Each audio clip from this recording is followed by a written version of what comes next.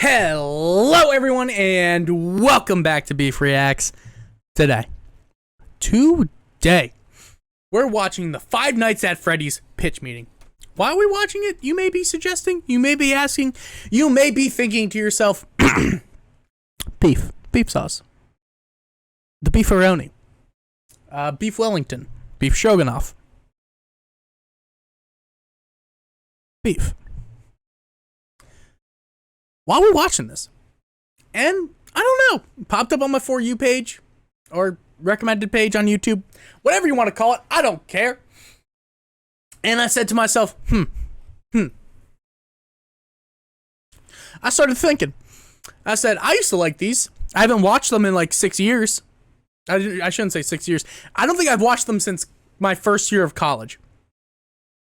And it's because they were all practically the same. But you know what? I saw FNAF last week. I thought FNAF was phenomenal. I loved it. I genuinely loved it. I thought Matthew Lillard killed it as the purple guy. So I just said, why don't we watch it? Here we are. Let's jump in. So, you have a movie for me? Yes, sir, I do. FNAF. Bless you. Actually, sir, it stands for Five Nights at Freddy's. It's the video game. Okay. That has a large built-in fan base and therefore minimizes your financial risks. Oh, that's all. You know what? I really enjoy how it's not always the same. It's great green screening. It's a great office effect. But just wearing different clothes and putting on glasses really lets you do all this great stuff. I don't know why I don't start doing it. I really should. I think it'd be fun. But you know what? Sometimes having characters, like with reactions, people don't like that. It's a thing.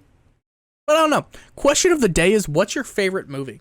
That's just an easy one. Oh, yeah. And I've definitely asked it before, but I'll ask it again. To say, I love FNAF. Let's make a FNAF movie. Yeah, it's about evil animatronics, and it's very popular on YouTube. So I was thinking we'd get a YouTuber to cameo in this. Oh, yeah? Yeah. There's this one guy, super upbeat, talks about movies a lot, has catchphrases. Oh, okay. I think I see who you're talking about. Yeah? Yeah. I bet it'd be super easy to get him. Well, we'll see. I'll give him a call. What? Hey, it's MatPat. Hey, MatPat. It'd be pretty easy for you to They got MatPat in this? That's awesome. Fucking love MatPat. do a cameo in the FNAF movie, right? Oh yeah, super easy. Barely an inconvenience.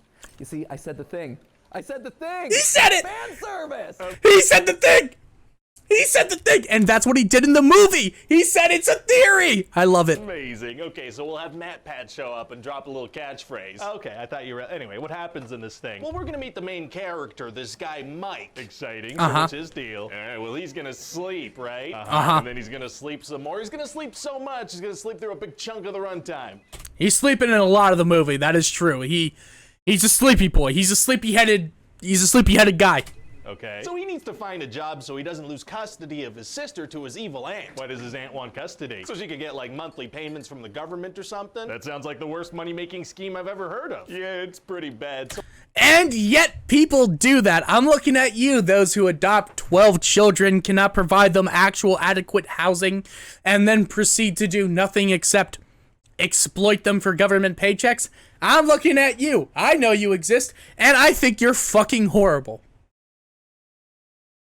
That wasn't a joke. I do. I hope you rot. You promised those children a better life, and instead of doing that, you decided to use them for a paycheck, and because of that, there's a special place in hell for you. I know a lot of you are religious, and for some reason you use your religiosity to somehow make yourself out to be better than people, even though study after study shows that while being religious is a good, I shouldn't say it's a good thing, but like, if you're religious, obviously I'm not talking like just necessarily about you, I'm talking in generalizations, but studies show that like, if you plant a tree, you're cool with like, littering.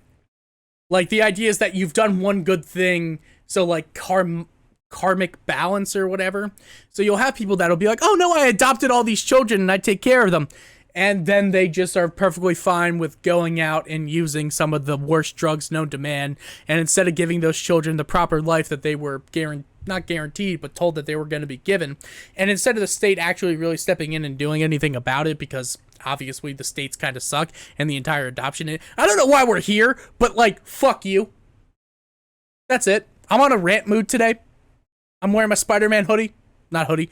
My Spider-Man sweater. Got this for my birthday. It was awesome. God bless.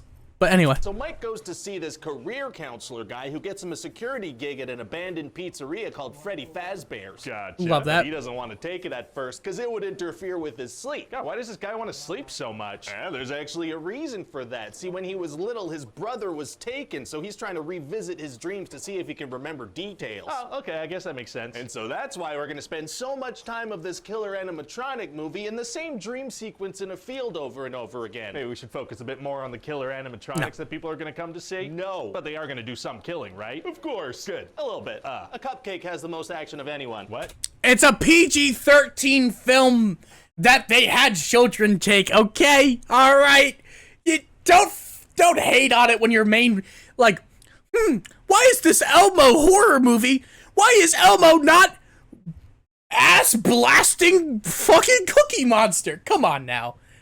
Come on now, you're silly, alright? We didn't even go into the main pedophilic tendencies of fucking Michael Afton. So anyway, Mike or William goes to Afton. This place for his first night shift, right? And what does he do there? Well, get this. He's gonna go to sleep. Okay. But now there are little kids in his dream, so he wants to ask them questions. Hey, can we please see the killer animatronics kill some people? No. And then this cop lady, Vanessa's gonna show up. Is she gonna sleep too? No, but she's gonna spend basically every shift of Mike's at the pizzeria with him. Does she not have cop stuff to do? Apparently not. So what's she gonna do while she's there? Basically just dump all the Five Nights at Freddy's lore onto Mike, so he doesn't figure anything out on his own. Not really, no. Mostly just huge info dumps from Vanessa. Oh, huge dumps are tight. And eventually Mike's evil aunt is gonna hire some people to try to get him fired. How does she plan on doing that? She's gonna have them break into Freddy's while Mike's not working and trash the place. Why would he get into trouble if people break in while he's not on shift? Unclear, but so then all these people get killed by the animatronics. Hank? Because he didn't lock the door.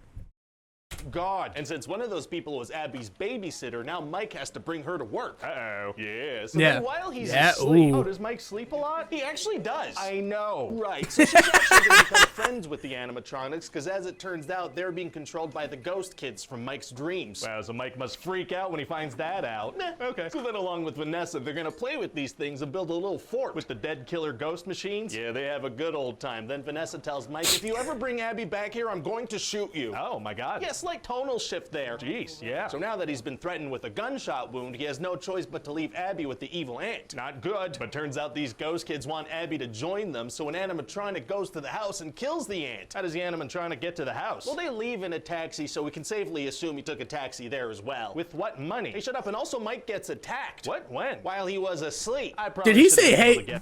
Did he just say, hey, shut up? Trying to get to the house. Well, they leave in a taxi, so we can safely assume he took a taxi there as well. With what money? Hey, shut up. And also Mike... Hey, shut up, and also gets attacked. What? When? While he was asleep. I probably should have been able to guess that. So Vanessa's gonna help him with his injuries and dump some more info on him. What's she gonna dump this time? Well, turns out she's the daughter of a serial killer named William Afton, who killed Mike's brother and 5 kids whose bodies he put in animatronic suits. Oh my God. Yeah, so she tells him that's that horrible. Abby's in danger because somehow her dad controls these ghosts. How? I just told you, somehow. Oh, okay, and why didn't Vanessa warn him before? Well, she says she did try to warn him, just in her own way. Did she, though? Not really, no. So then there's gonna be a big showdown at Freddy's, and you know who William Afton turns out to be? I'm guessing the career counselor guy? What? Yeah, how'd you guess that? Well, he only really introduced like one other adult character. That's a good point. So yeah, it's him, and then he stabs his own daughter. Oh, jeez. So then Abby draws a picture for the ghost kids explaining that this guy killed them, so they turn on him. So he can't control them anymore because of that. So then they fatally wound him. Naturally. And he's gonna be like, I always come back. What the hell's he talking about? Well, fans of the games will understand. It's a thing. So to people who haven't played the games, that's just kind of nonsensical. Exactly. So then Vanessa goes into a coma and Mike brings her to the hospital. Wow. And so then that's about it. Abby and Mike go about their normal lives together. Okay. Isn't the aunt's dead body still at the house? Yeah. And Mike just brought a cop with a stab wound to a hospital. He's gonna be a prime suspect in lots of stuff. Yeah, hey, look, I'm gonna need you to get all the way off my back about that, okay? They're happy now, forever. Wasn't there like I heard there was like a 4-hour cut of the film, and God, do I need to see it. Because I watched it the first time and I loved it, but... After. Okay, let me get off of that thing. And so that's about it. What do you think? Well, listen, I mean, it sounds like a lot of sleeping. Yeah, but the name FNAF is gonna get butts in seats, trust me. I don't know. Type FNAF into YouTube and sort by view count. Oh my God, we're gonna be rich. Yeah. Yeah, of course it did. It's a children's film. Of course it's Blumhouse. Those bitches. But yeah, I get it.